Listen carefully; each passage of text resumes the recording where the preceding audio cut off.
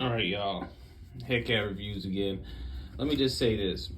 Now, on the Gen 3 or the Tensor G3 chip, I've watched a lot of videos of them saying, oh, it's so much better than the Tensor G2. The heating issues, is built to perform and stuff. I don't think so. I think the Tensor G3 was built to last and not built to be like, oh, it's the flagship. You know what I mean? Like, they did 7 years of updates with this phone. And to me, when you given 7 years of updates, you put money that it's gonna last for 7 years. And in my opinion, no. This phone was built for longevity wise. I would not be surprised. I mean, I did a benchmark on it before, and when you look up the results for yourself, these are the results. One was a stress test, one was a regular test. On the stress test, it got a little bit hot. It got real hot. I don't say a little bit. It got real hot. You know what I mean? On a regular test, not too bad, but it was not. When I was looking up the results on the numbers that it gave, I mean, you're talking about, Apple 12 Pro Max type, results. I mean, it wasn't, and Google can say whatever they want. I've seen YouTube reviews on this where like, man, it's a flagship chip and all that stuff. Let me tell you something. It can be a really nice phone and not have the latest and greatest processor. Software comes into play, as we've seen with Apple's phones and stuff like that. And I think that's where Google's headed, where they're like, we're going to throw a decently good chipset in it. But I mean, like, I had the 7 Pro. When I load things, and like, I'm going to click on, let's see, go on Pokemon, load it from 9. Some of the times when I click on Pokemon, it takes a little bit of time. Like this one, ain't too bad, but some of those times it doesn't even load all the way. When I type on any other game, you know what I mean? Sometimes it doesn't even load. So, and I'll have to get out, knock it out, get back in it. So there is something to be said about that I personally think that the Tensor G3 chip was meant to, kind of have it to where it's like, hey, we need this to last a little bit.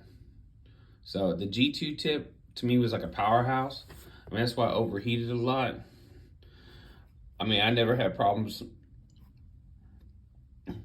playing games or loading games in my Pixel Pro 7.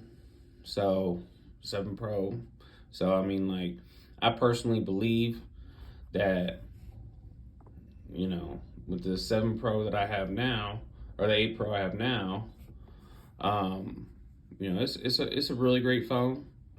But I mean, the overcharging for this, as I said in another review, it was, I paid $1,100. It's an $800 phone. You know what I mean?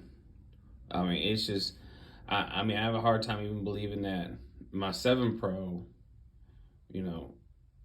maybe it even isn't more powerful than this one. So I like I said, I don't know to that degree. I don't know if that's an actual fact or not. I just know that when my 7 Pro and I played my games that I play on, like I said, I play like Pokemon, I play like other games besides I play Clash of Clans, I play like a lot of different games on here. There's Madden, there's I got Magic the Gathering, and there's a lot of different games I play on it.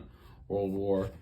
I mean, there's a lot of different games I play on it, and on the 7 Pro, it never told me no. You know what I mean? It always ran. Sometimes it ran a little hot. You know what I mean? I got a personal fan. You just tapped on the back, you wouldn't have no problem. It cool right down. You know what I mean? If you play in like for long periods of time. This one, I mean, it kind of gets hot, but the processing power is what I'm questioning. You know what I mean? Because it's like, and Google, whenever you get Google phones, like, they're gonna have updates. You know what I mean? So if enough people complain that, hey man, the processing, okay, they'll do an update for it. You know what I mean? So I ain't too worried about it, like long term wise. But like, let's call it what it is. You know what I mean? So when I see YouTubers talking about the G3 is like, oh, it's so fast, it's so no, no, like don't let people like tell you that, and you get it, and then it's like, what were they talking about again? So, just be mindful that when you get if you get a Pixel 8 Pro, like for the G3 chip, like it is a good chip, yes, but you're gonna have crashes. You're gonna have some crashes. You know what I mean? I mean, Google will fix it down the road for sure, but you are gonna have some crashes. So, all right, y'all. Y'all have a great rest of your day. Like and subscribe if you like the video. Heck yeah, reviews, man, all the time, everywhere. Just being honest. Trying to give you my honest opinion because I'm just trying to be right by y'all on what I've experienced and all that. If other people don't experience that, hey, happy for you. You know what I mean? But that was just, I watched several YouTube videos of people praising this chip, and I'm like, yes, but like, I ain't. I don't want to buy a Toyota Prius and expecting Dodge Charger Scat Pack type performance. You know what I mean? Like when you buying a chipset, you buying this phone for longevity. You know what I mean? It is a nice chip. It is a good chip, but as of right now, you know what I mean, it does have some crashes on it. So just be mindful of that. Have a great rest of y'all's day.